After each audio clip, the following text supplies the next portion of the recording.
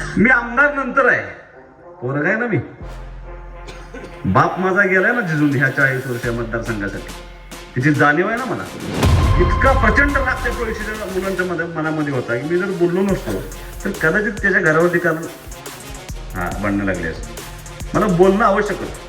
ती काळाची गरज होती की मी माझ्या वडिलांचा अपमान झाल्यानंतर मी मुलगा म्हणून काय भूमिका घ्यायची की नाही घ्यायलाच पाहिजे.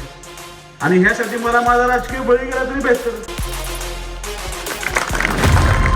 विकास कामांवर कोण चर्चा करू शकत नाही, त्याच्या इमेजला कोण धक्का पोचू शकत नाही. मग काय करायचं तर त्याला सोशल मीडियात बदनाम करून टाकायचं. ती एक स्ट्रॅटेजीचा पार्ट आहे.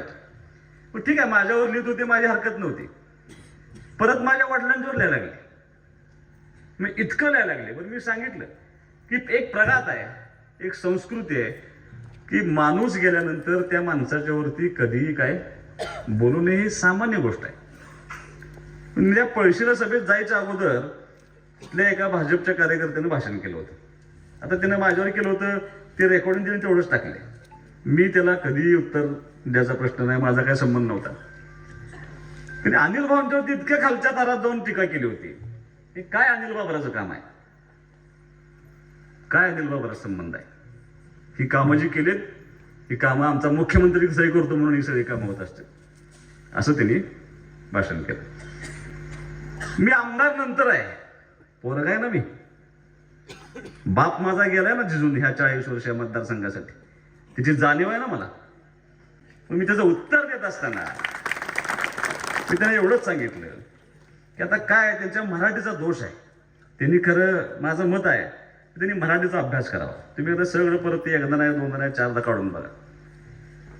एकेरी उल्लेख केलाय मी. कुणाचा केलाय? राधेश्याम आनंद करेक्ट माझं बघितले बघा.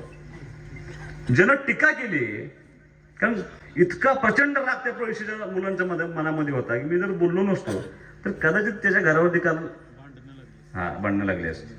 मला बोलणं आवश्यक होतं. ती काळाची गरज होती. मी एकेरी उल्लेख जो केला, एकेरी उल्लेख ज्यानं टीका केली, म्हणजे खालच्या थराला लावून ज्यानं भाऊंच्यावरती भाषण केलं ना, त्याच्यावरती केलं. आणि त्याच्यानंतर सीएम साहेबांचं नाव घेताना मात्र त्यांना म्हटलं, त्यांना जाऊन विचारा की सुहास बाबर कोण. ह्याचा अर्थ माझे त्यांचे संबंध आहेत ना, माझं त्यांचं रिलेशन आहे, माझं त्यांचं नातं आहे. ह्यांनी काय केलं, आता सुहास बाबर कशातच सापडत नाही म्हणलं की त्यांनी ते मुख्यमंत्र्यांचा अनादरानं उल्लेख केला. मुख्यमंत्र्यांचा अनादरानं उल्लेख केला. मुख्यमंत्र्यांना असं म्हणाले, मुख्यमंत्र्यांना तसं म्हणाले, एकेरी उल्लेख केला. चंद्रकांत दादांनी करेक्ट स्टेटमेंट केले. ते पालकमंत्री आहेत, त्यांनी सांगितले की मी सुहासला ओळखतो, सुहास असं बोलेल असं मला वाटत नाही. काय पार्श्वभूमी मी समजून घेतो, मी तुम्हाला सांगतो. आता ह्यांना दुसरं काय नाही, पर्याय तर काय? आले भावनीत सभेला, काय केलंय म्हणून सांगायचं, भावनीत माझं मत द्या म्हणून सांगायचं. काय एखादं काम, काय आमदार असताना तुम्ही काम केलं होतं? आता तर काही प्रश्नच नाही. बरं, मी मुख्यमंत्र्यांचा एकेरी उल्लेख केला म्हणून तुम्ही सांगता. अहो, तुम्ही 6 महिन्यापूर्वी मुख्यमंत्र्यांचा एकेरी उल्लेख करत होता.